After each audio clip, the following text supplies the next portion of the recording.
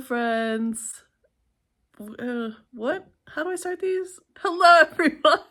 My name is Jenn, but you guys can call me Jen. Welcome back to my channel, or welcome if you're new. Hi, hello, welcome to Sick Jen. Yet again. I'm feeling better than I did this morning, though, so that's good. I just sound a little ridiculous, and I have an atrocious cough. So hopefully it goes away in the next couple days, because I can't go anywhere now.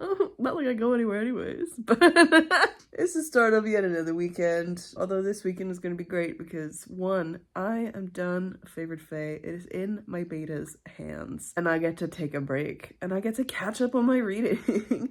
I'm so excited. And it is also the start of the trans rights readathon, which is wonderful and amazing. I completely forgot that that was happening until like yesterday. And I was like, oh shit. I have to actually figure out a TBR and stuff because I like participating in that. But knowing that my reading has been so shitty this month, I was like, I don't want to be too overzealous like I've been in the past few years of this readathon, or past 2 years. This is the third year now. So I have a couple options on my Kobo. I have one option on my Kobo, really. It's Channa Porter's The Seep, which is a shorter, weird book from my understanding. I have that one. And then I also have Hamajang Luck by Makana Yamamoto, which is by a non-binary author who's Hawaiian, which is really cool. And this is a very like queer cast, and I'm very excited about this. And then of course The Seep is on here. I also last night finished What the River Knows by Isabel Ibanez. I ended up giving that one 3.5 stars, but the ending was so fucking bananas that I immediately have the second one from the library on my Kobo, and I kind of need to go into it because I need to know what the fuck the ending of that book meant. Like, what the fuck? Like, the epilogue of that book? What the fuck? So, I have this as well. And I'm currently in the middle of a reread of The Stardust Thief by Chelsea Abdullah. This is with Julie, and also one of Julie's friends, which has been kind of fun. I have been so behind because of writing and I've been sick, but yesterday I managed to carve out just over half of it. It is one of those books that just zooms by, so I was very happy about that. But now I'm gonna wait a little bit until they catch up and then I'm gonna keep going because I'm now a little bit ahead of them. Yeah, this is kind of the vibes. I want to try read as much as I can. I still have the sci-fis that I've talked about in a number of my videos in front of me. Also, I could read The Bound Worlds by Megan E. O'Keefe because our main character in that is trans as well. So I would really like to actually finish that trilogy so that I can start reading Melissa Blair's series because that was my plan for March. I really just want to I don't know, I'm in a mood to just binge like a really good series. I think it's the Hunger Games fervor that's coming out again. I'm getting an itch and to reread the Hunger Games, the first one, specifically that one. Even though Catching Fire is my favorite, I only really want to reread the first one, so I might do that at some point. But I also I got a bunch of ebooks on my Kobo because I'm on a book buying ban, but apparently ebooks don't count in my head. So I picked up the other day The Buffalo Hunter by Stephen Graham Jones because I've heard it's like a really intellectual vampire story and I really want to read something like that. And I enjoyed enough Stephen Graham Jones's Chainsaw Massacre. My Heart is a Chainsaw. That's the one. Chainsaw Massacre is a movie. Stephen Graham Jones's My Heart is a Chainsaw. I kind of enjoyed it. Was fine. Like his writing style was fine. I just didn't love the story. And I've heard interesting things about this one, so I picked that one up. I also picked up Murder by Memory, which is by Olivia Waite, which has been compared to Becky Chambers and murder mystery sci-fi cozy vibes, and I'm like, I'm so into this, so I need to figure out what it's like. And then I also picked up, I did it, of course I did, because I got the email from Kobo that it was live. I picked up Sunrise on the Reaping because this is like a $40 book in Canada, hardcover, which is fucking ridiculous. I think it's $40 because it's a kid's book. It's YA, and YA books are usually, YA hardcovers are usually like $25.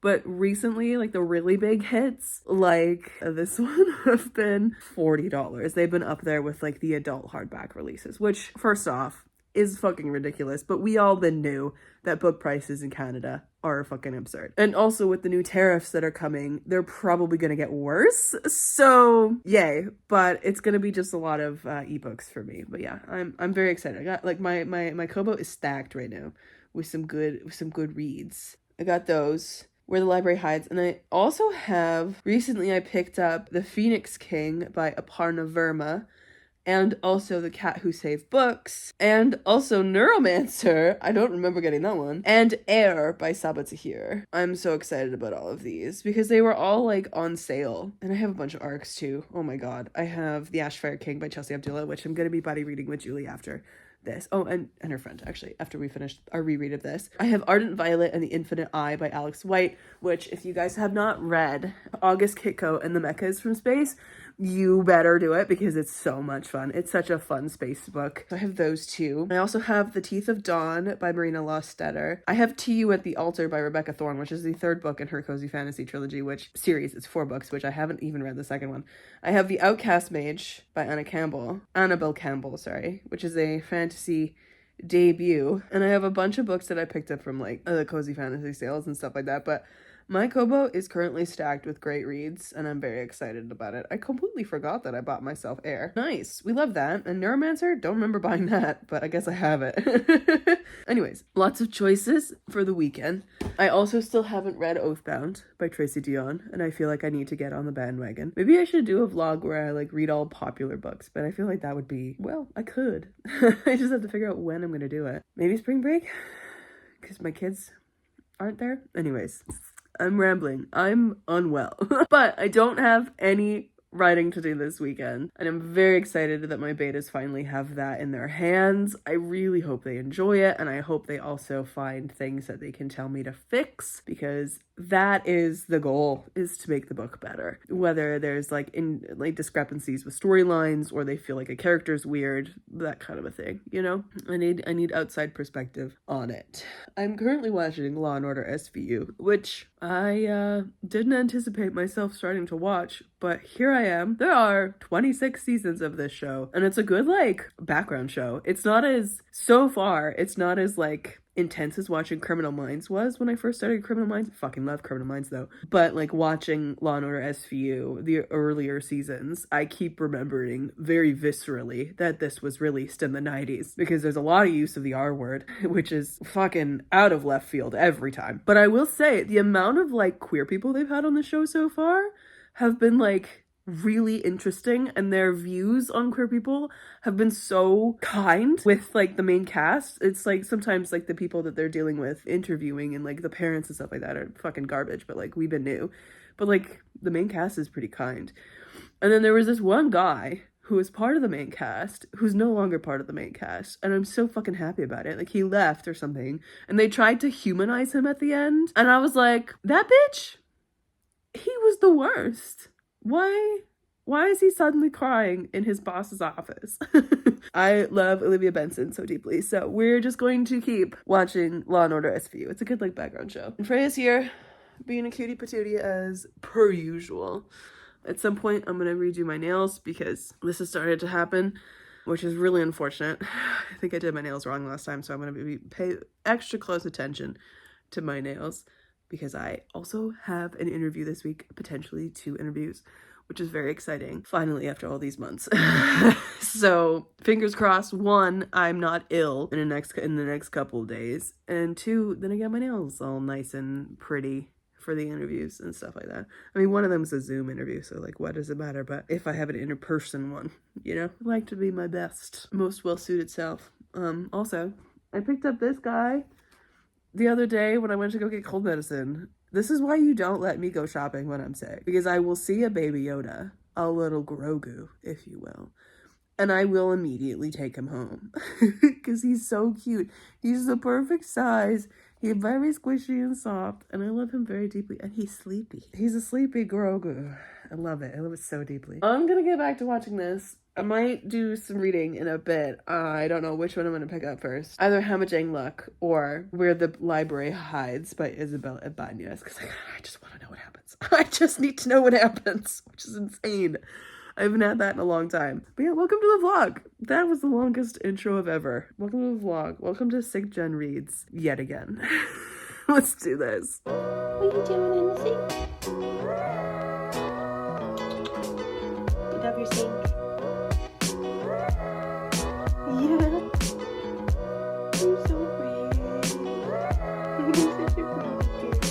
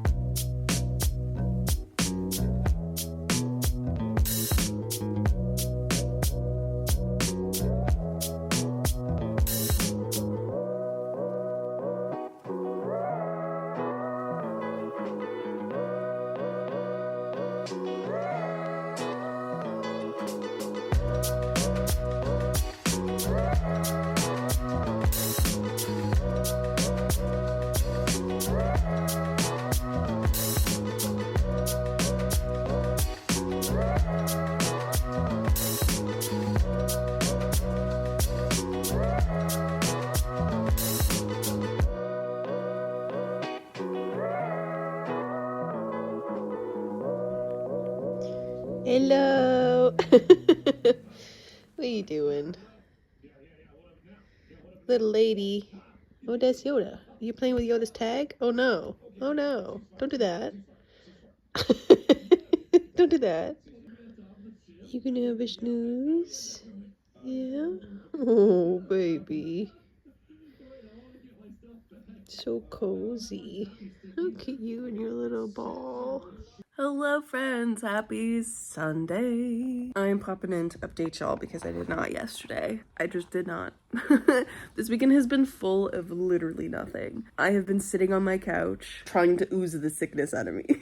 Trying to drink it out of me with all the different teas and fluids I've been having. But as you can tell by the state of my voice, I'm still sick and I'm mad about it.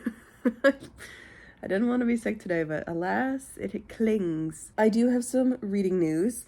Yesterday, I ended up reading the entirety of Hamajang Luck by Makana Yamamoto, and this was solid. It was fine. It was a pretty mid book for me, and I think what it did for me in general is just make me realize that heist stories work so much better as movies.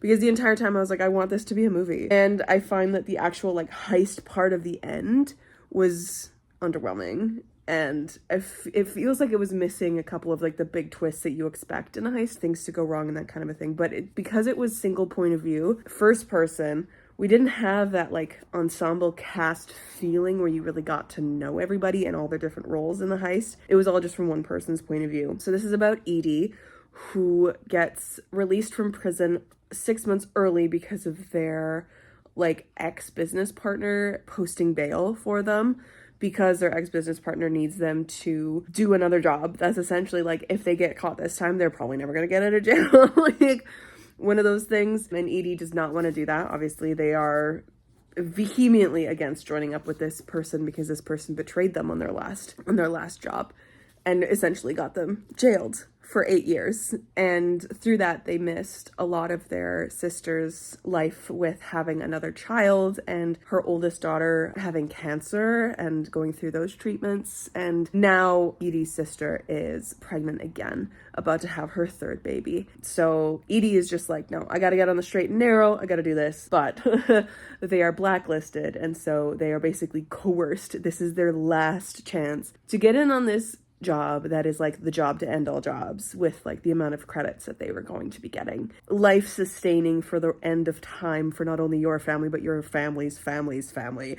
Like it's enough. It's a lot of money that they're going to be getting off this job. And so it, you know, cue the montage, cue the Ocean's 8 vibes, gathering a team together and that kind of stuff. We have the tech whiz who, because this is also a sci-fi, like the technology in here is really interesting, but like honestly the world building felt really lackluster to me because it didn't feel like anywhere specific. I know like it was supposed to be Hawaiian and it just didn't feel like that. Like it didn't feel like anywhere in particular, other than when we got a little bit of the dialect, the pidgin language that Edie would speak with one person in particular, Sai, on the team. I wish there was more of that. And I wish, like, honestly, the pidgin language written out felt so awful to me. I don't know, it felt like it was almost like a dumbing down of this language because it looked ridiculous to look at. It almost looked like two kids playing at texting to look at. And I don't know if that's like how it's supposed to look or if that was literally just a phonetic writing down of the language, because I know a lot of languages, it's all in the way you say it.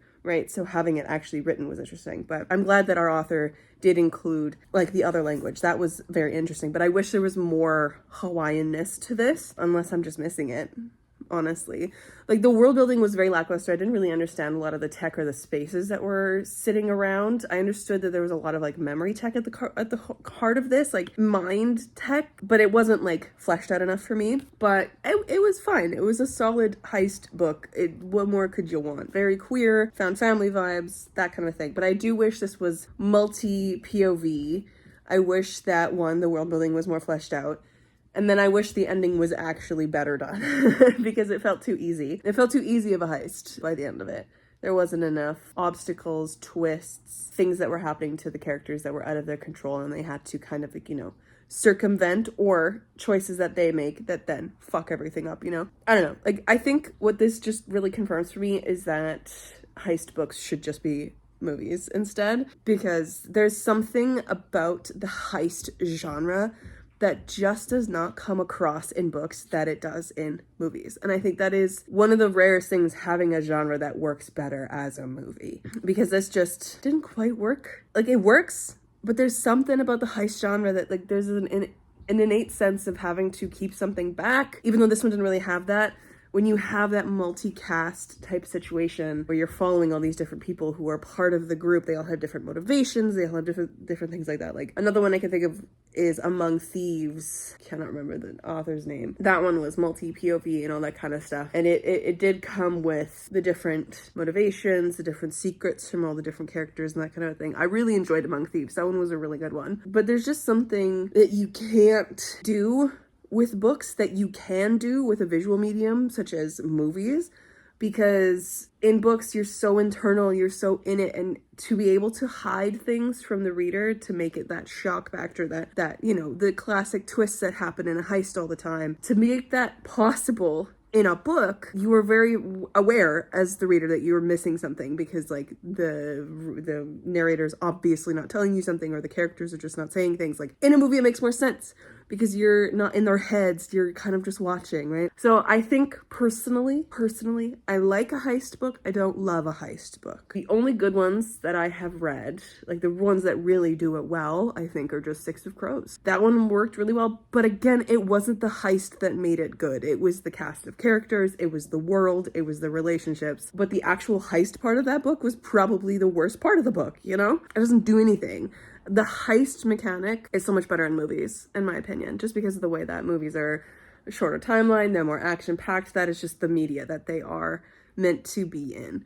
And I admire an author who tries to do a heist and like actually succeeds pretty well in pulling it off. Like, I think The Monsters We Defy by Leslie Penelope was also a really good one that just makes a lot of sense in the way that it was handled, and the way that magic was included in that one, and ghosts and stuff, because that one was also fantastic. I highly recommend that one as a heist novel. That one did it really well. I just think that is a storyline that works much better in film. I don't know. What do you guys think? But yeah, Hannah Jane Luck is decent. It was good. It was queer. It was, you know, all the things. I read that one yesterday. And then I decided to pick up the book that I am currently reading, which is the second book in the Isabel Ibanez's duology, Where the Library Hides. And I am currently 53% of the way through, and I have 2 hours to go according to my Kobo, which is kind of fun and exciting. So this is interesting. I don't know what it is about this duology, but I was expecting something very atmospheric. I don't know if I listened to someone pitch it and they pitched it entirely wrong. I don't know where I picked it. It was on TikTok somewhere. Someone must have pitched it weird to me. Not to me directly, but like to the internet. Because there's a lot of books actually that I find that are pitched on TikTok, and then when I actually go read them, they've been pitched very wrong. I think this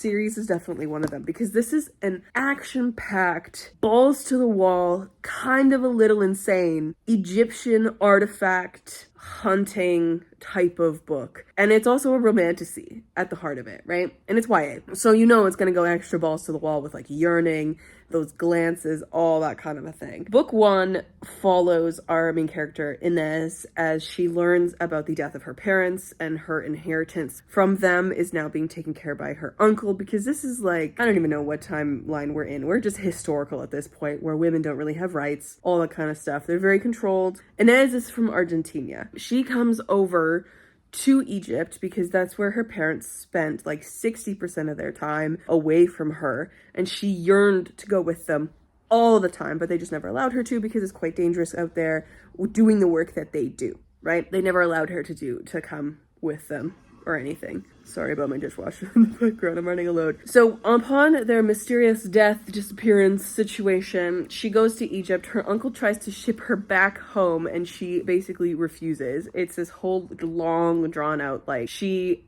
ends up getting away, sneaking away like twice in this whole thing, and like sneaks onto the boat with him and her uncle's like right hand do everything man, whose name is Whitford Hayes. And with a name like Whitford Hayes, you know you're getting a bad boy. Whitford is sassy. He does not give her a straight answer ever. This man is withholding so many secrets from her that it honestly hurts a little bit. The way that he's just a fucking dickhead. And yet I kind of love his character because he's just so sassy. He's like, the first book, I was just giggling over him because he's so sassy. Not in the like, oh my god, I love Whitford Hayes, but in the way of like, this character, I like this kind of character. He's so fun to read.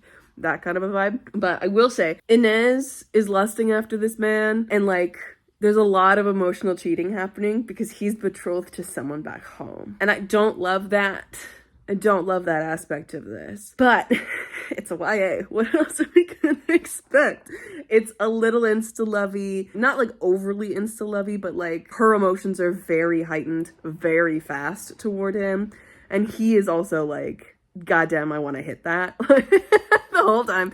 Like, I don't think he said that he loves her once in this duology, and she's like fully, I love you, I'm in love with you vibes. But what I really like about this duology is that though we are majority of the time in Inez's point of view, every so often the end of a chapter ends with Whitford Hayes' point of view, and we get a lot of answers to his direct feelings, and we also get a lot more questions.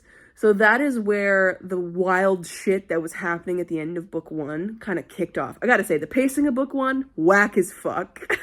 It was really enjoyable to read for the majority of it. It was giving like Elizabeth Peters Egyptian mystery vibes. And I'm like, ooh, how fun. And then we get to the last 30%. Guys, that book goes balls to the wall fucking off the rails.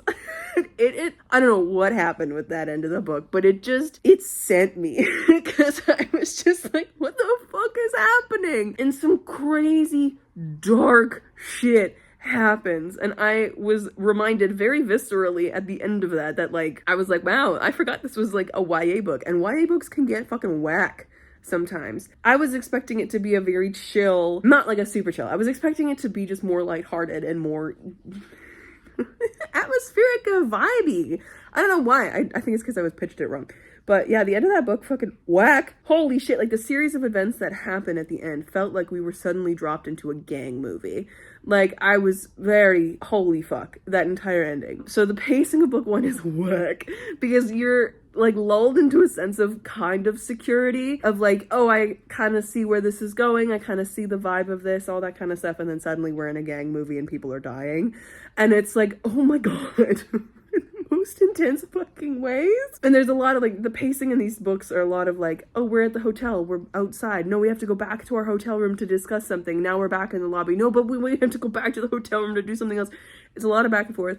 It's a lot of weirdness. But I will say I really, really enjoyed the actual like artifact hunting vibe of the first one when they're looking for Cleopatra's tomb. You have to suspend your disbelief for these books a little bit. It's fantasy, you kind of do. It's an alternate history, right? They do find Cleopatra's tomb, and so I'm pretty sure that has not happened IRL.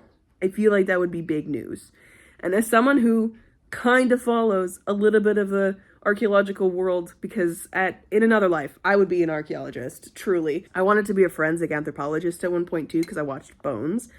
And honestly, if I was better and more of a scientific mathematical mind, which I was quite good at science in school, but if I was more of a leaning that way instead of the English languages, I would be a forensic anthropologist, truly. Or an anthropologist of some kind, but physical anthropology, not cultural anthropology. Anyways, what am I trying to say? Oh, I would know that Cleopatra would be around because there's been so many like National Geographic videos that have popped up on my YouTube and stuff that I definitely watch because I'm always like, ooh, let me go watch these people excavate stuff. It's so cool, the stuff that we learn through history like that. I take a lot of issue with like what archaeologists do with the artifacts afterwards, and the fact that it's like pulling from where they're supposed to be, especially with tombs and stuff. And of course the history of that profession with colonialization and all that. I take huge issue with that. But it's really interesting to learn about the history of these places and these artifacts and the lives that people lived back in the day. You know? I find that so fucking interesting. Anyways, there's a lot of I'm rambling so long. I haven't talked to you guys in a long time. I haven't talked to anyone today except for my parents. I'm chatty. And my child, of course, because I just chat at her all day long. There's a lot of videos about like the tomb of Alexander the Great, trying to find the tomb of Alexander the Great, because we never have, which I think is such a cool thing, and I don't believe we've ever found Cleopatra. I'm gonna have to look it up. I'm gonna have to look up some stuff on Cleopatra after this. Suspending disbelief, we find Cleopatra's tomb, and there's a lot of fun artifacts and shit like that. And you learn a lot about Inez's parents near the end of that book, and there's so many twists. There's so many betrayals. That's what I love about YA books. As someone who doesn't read a lot of YA books anymore, because they just don't do it for me. Like, the first book of this duology was 3.5 stars. And it's fun. Mainly because, one, you're getting action top to bottom. You're getting angst and yearning and crazy decisions. But I also get really annoyed having to listen to all these young adults make these decisions. And I'm like, you are 16, calm down. What I love about the kind of books of like this, I forget how much that like YA books are just fucking whack with like the twists. They hit you over the head with the reveals. Oh my god, it feels like you're like a whiplash, honestly. Like the book one, What the River Knows. Fucking whiplash by the end of that book, man. I literally sat here like, I have no one to talk to about that last page, because no one I know has read these books. So this, that last fucking page is why I immediately went and got the second one from my library so that I could keep reading it, because I just need to know.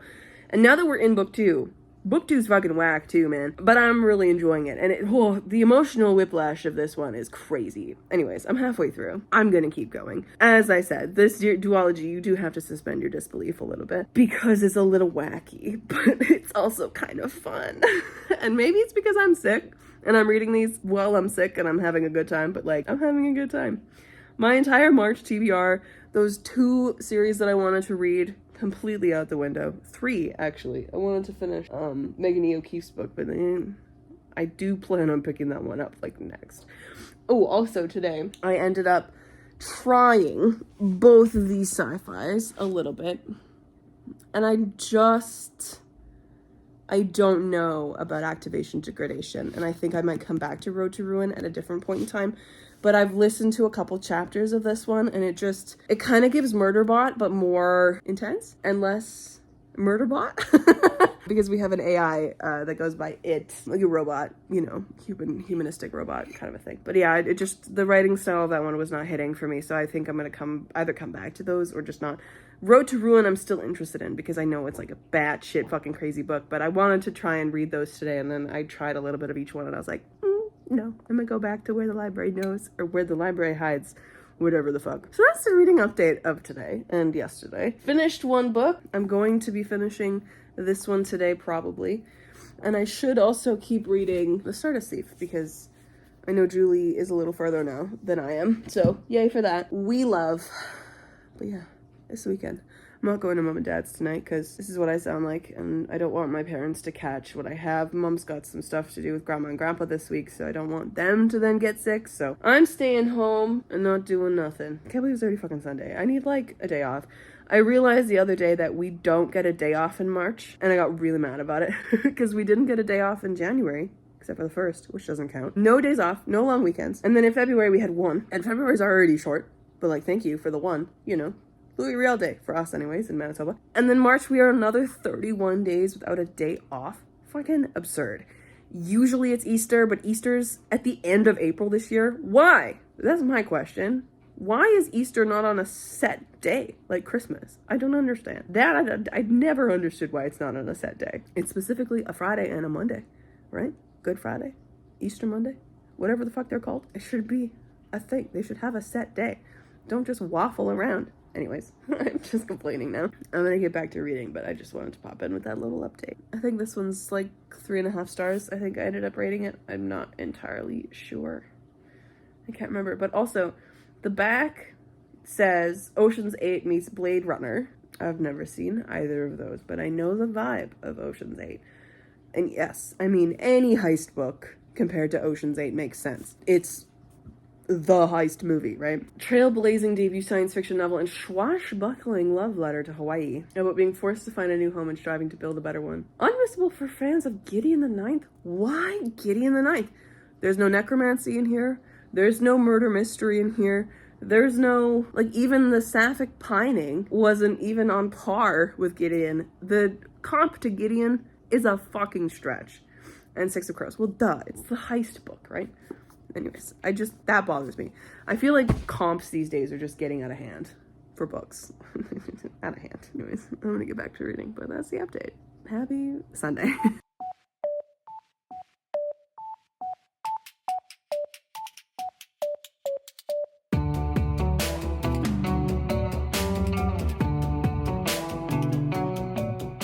Oh my god. All right, lads. Hello. I am back. I have finished Where the Library Hides by Isabella Banez. I finished it. This duology. Holy fuck. I was talking to Julie just now because holy shit. It's such a fucking batshit crazy goddamn book series. And I think it's really just because I forget how easily YA like takes things up to 800 levels higher than it needs to be. There's just something about it. Oh my god, this was bananas. This is bananas. Why do you say 77% read? I have finished you. What is happening with that? Any hoozle. I had a great time. The twists in this fucking, oh my god, there's something so quintessentially YA about reading a book like this, because it feels like, oh, there's just, YA is balls to the wall, man. And I forget that often, that it's like, it just fucking doesn't stop. and the twists and the betrayals and oh my god, guess what, this is happening now too. And it's just, it never gives you a second to just chill. Because you know, if you're in a scene where you're like the characters are chilling and happy, you're like, oh, something's gonna happen at the end of this scene that's gonna rip the rug out from underneath them. So that was, yeah. Holy fuck. And I gotta say, this has definitely made me want to now watch The Mummy. So we're gonna see if I can cue that up on my Yield TV. I can't remember where I accessed The Mummy. I think it's on Disney Plus. But I really need to watch The Mummy. This book, the first one, I guess, is comped to The Mummy and Death on the Nile. Whilst I see that comp very clearly, the book does not hit that. It does not hit the Mummy vibes, but there is something about this series, this duology, that just, oh, it's delightfully delicious. It is truly delightfully delicious, and High Potential's on here now. Oh, that's exciting. I'm gonna add that to my list. I've been seeing that. It's a police drama. I've been seeing clips for that on TikTok a while ago. Anyways, yeah, this series, well, as somebody who does not read a lot of YA, I should say, I no longer, because it doesn't hit for me. I get really exhausted with the characters because they're fucking 16 and making world-shattering decisions. And I'm like, besties, please. I hate that this keyboard in Disney Plus is not QWERTY. Oh, it drives me nuts. Oh, it's not on here. Okay, I bet you it's Netflix. Okay. On to the next one. Hopefully Netflix will let me in. Anyways, yeah, so this series is comped to The Mummy, which is very interesting.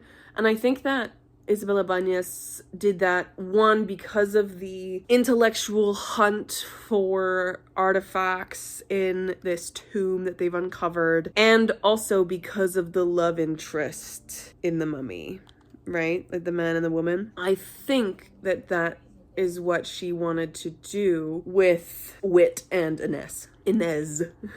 Can't say that properly with my cold. But yeah, I love that I'm just doing this entire clip without looking at you guys. I'm trying to find The Mummy so that I can have The Mummy on tonight, because I'm very excited about it. Tell me that The Mummy's on here. Oh my fuck, it is not. Amazon Prime, here we come.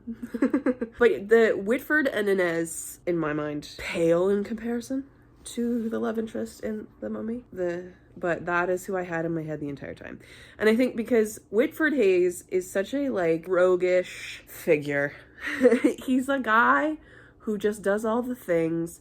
He's a disgraced soldier and inhonorably discharged. Inhonorably discharged, I think is what it is. Oh my god, why do all of these streaming services have a keyboard that is not QWERTY? This is fucking, oh, it's so annoying. Sorry. Okay, The Mummy. Please tell me I don't have to pay for it. It's got the little included with Prime. Let's fucking go. I'm so excited. Okay. we're gonna watch that. But yes, I don't even know what I'm saying. I had a good time with this duology. I'm really glad that I could read both of them back to back, because I honestly, the immediate feeling, I can't even imagine what it was like reading that first one of that duology when it was like freshly coming out and not having the second one on hand, because that last page will forever send me into the abyss of just being like, what the fuck does this even mean? And I gotta give it to Isabella Bañez, because I have not read a book in a really long time that has kept me, one, reading because I can't stop, and two, madder than fuck, because I just like went for days. You need to fucking tell me what's going on, because that man kept so many secrets. Oh my god. Do I think the two of them were good together? In a way. But also, they also lacked a little bit of characterization, but like also, it was fine. It was completely fine for what it ended up being, this book. I had a great time, and I think this is a good second book. I do wish that what Isabella Bañez had done with Isadora wasn't as drama as it was, and I wish that we could have had more female friendships, because books should always have more female friendships. But it was great. It was very drama. I want this to be a movie.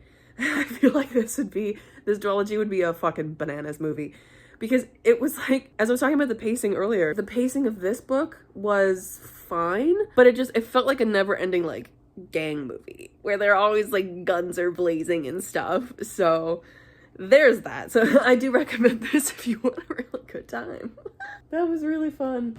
Anyways, I'm done that, and now I've got The Mummy on TV, queued up and ready to go. My boss also just texted me, not my usual boss, but my piano boss, because she's always so worried about germs and illness and stuff like that. And because I canceled my lesson on Friday because of this, and because her husband, who teaches me, he has a very, very, very weak immune system. He's older, and he went through a virus in December that completely just fucked him up, rocked his shit, and I don't want to even dare get him sick, you know?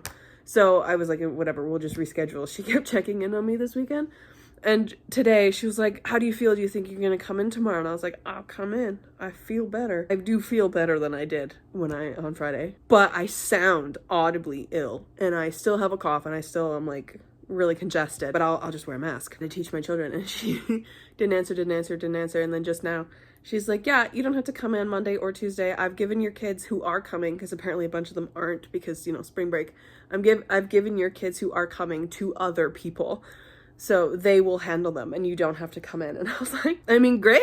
I guess I don't have to go to work for 2 days for this week or next, because it's spring break next week. But that's nice. We love that. And I have an interview tomorrow. So all good things. It's a Zoom interview, so I don't have to worry about getting anyone sick, which is really nice. I just hope that they don't mind hearing my nasally voice. I'm gonna apologize tomorrow. I'll be like, I'm so sorry.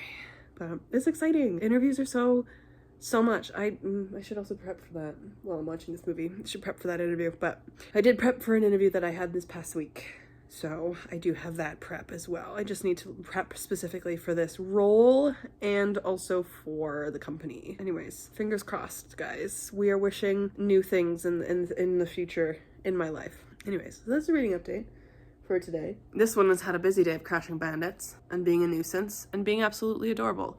And now she's sleeping so hard. I just love that, like, less than 30 minutes ago, she was bopping around this apartment, running around like a fucking cryptid. Like, I just love cats. I love cats so much. You know when they just, like, are in a mood and then they just do that, like, and, like, take off sideways? Oh, it makes my heart so happy. She does that sometimes, and then she'll do it, like, against this half wall here. She'll do, like, parkour flips out of fucking nowhere and then just take off into the bathroom. I'm just like, all right, sweet girl. And then I hear, like, a thunk. And I'm like, oh, she's on the sink, or oh, she's in my shower. She's just I fucking love her so much. If you guys are ever curious about a kitten update and how I'm feeling being a kitten mom, I am thriving. This is the best decision I've ever made in my life. She is the love of my life. I love her so dearly. And I cannot wait to see what kind of like an older cat she becomes, because I think she's just gonna be the best. And I'm so pleased. I'm so happy that I did that back in January and I got her. She's gonna be 7 months old tomorrow. I need to book an appointment with the vet so that we can get her in before the 3 months period of me having her is up, because through the rescue I get a free appointment with a specific vet within 3 months of having her, so I would like that free appointment, please. And to like get her in the system and all that kind of stuff so that she can, you know, have a place to go if she ever is sick or, you know, needs her checkups and stuff like that. But I am thriving as a cat mom. She brings me so much joy. It's like every time I look at her, I'm just like, oh, she's so cute. And like, honestly, they say to get a pet for your mental health. Yeah, do it, because she makes me so genuinely happy. She does. Sure, she caused me a lot of stress and anguish right at the top of it, but now that I'm in it and I'm used to her and I love having her around, it's great. I just heard a goose. Canada geese are back. Guys, it's officially spring. Oh, the demon spawn are back. That's what's up. That's what's new. Finished another book. Woo, look at me go. I think what's next, I kind of want to start Melissa Blair's A Broken Blade. So I might be filming like overlapping 2 series videos as I finish up the Megan E. O'Keefe one and then start the Melissa Blair one, which I think is kind of fun and would be totally fine. I just have to keep my shit straight and my footage straight. But that's the update from me, Miss Sleepy Freya, and Grogu, the best of the best. I love it. Anyways, I'm gonna watch The Mummy now and prep for my interview tomorrow. I'll catch up with you a little later when I have something else to update you on. But woo, what a great Sunday. I needed this weekend. I needed the nothing, and it's pretty nice. I really did.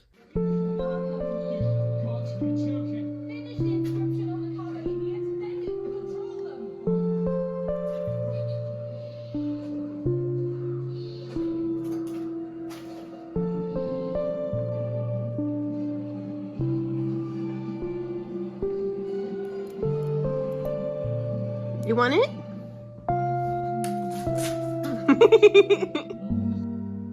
I set up a whole different like plaything multiple times this morning for her, and she ate, and she also found some food. I like to sprinkle food sometimes in the boxes below because then she has fun finding it and it's good for her brain. But she played so hard and she fell asleep where she was playing. Look at that little one. She's so hard to see. She's just a little void. Oh my goodness. And that white streak is her face. Her, like, that's her ear. And, like, the weird boulder spot that all black cats have on the side of their faces. Freya! Hi, sweet girl. She's been so sweet this morning. Oh, she's having a big heckin' snooze. Hello, friends. Happy Monday. I'm gonna keep this wrap up short. I still feel ill. It's Monday evening, technically midnight, but it's fine. No one needs to know that I'm updating you guys at fucking midnight. Jesus Christ. This evening completely got away from me. Oh my god. But today was fine. I had my interview earlier. I think it went well. Fingers crossed that something comes of that. And I stayed home from teaching because my boss booked me off of that, and I'm gonna stay home from teaching tomorrow as well because she booked me off of that as well. And so I had like a really chill evening. I think I spent like 4 hours straight playing Power Wash Simulator, listening to Am I the Asshole stories on TikTok, just by one creator. Her name is Charlotte something. I got sucked into the way she tells stories. I just enjoy them so much, and I had her Reddit playlist just playing on my knee, listening to the drama of all these different people. I kind of love it. There's something so nice about listening to gossip that doesn't actually pertain to you or like harms people in any way. I like that. I think there's a podcast out there that I think is called, it's something gossip. And it's stories that are like secondhand, non-harmful gossip stories essentially shared where like all the names are changed and stuff like that. So it's so enjoyable. I don't know what it is about hearing gossip that like doesn't harm others and that has nothing to do with you and the people in your life. It scratches an itch, you know? I don't know what it is. Anyways. This weekend, I ended up finishing 2 books. Very happy about it. And it ended up finishing Hamajang Luck, which I gave 3 stars. And also Isabella Banez's Where the Library Hides, which I ended up giving 3.5 stars. That whole duology is 3.5 stars. And after watching The Mummy and The Mummy 2 yesterday, I now have an idea in my head for a story that is a fantasy version of The Mummy, but not set in Egypt, set in my world. So that's fun. I'm gonna keep picking at that scab at some point, but don't worry, you're getting a favorite Fae and Sage's story first for sure. I have so many ideas. I have so many different ideas that are just constantly knocking around in my brain. And I kind of love that. Like, it was a fear of mine when I was much younger that, because it's such a common like trope in like romance novels or contemporary novels where like the main character is an author or whatever and they're going through incredible writer's block because they just don't have any ideas. That's literally not a thing. That's like not a thing. If you are consuming media of any kind, you're going to be getting ideas if you are in this world. If you are an author, if you are a storyteller of any kind. I get it. It's like a weird fear that like you're just gonna run out of ideas one day and become like obsolete. But like, no, your brain is a constant idea machine. You're gonna be fine. So I love that though. It's like a nice, she's the focus of this video. It's a nice thing that my brain keeps cooking up different ideas. But it's also a little terrifying because I don't have the time to write all these ideas. I really don't. I have so many of them. One day, I just have to get through what I'm writing right now, and then I will go back and decide what I'm gonna write next. Anyways, my friends, thank you so much for hanging out with me on this weekend where I am sick and did a bunch of reading and hung out with my girl, Freya. Hey, boo-boos. Yeah, you're such a good girl. And I will catch you guys in another video very soon. Hopefully I won't sound like this. Stay kind and keep on reading.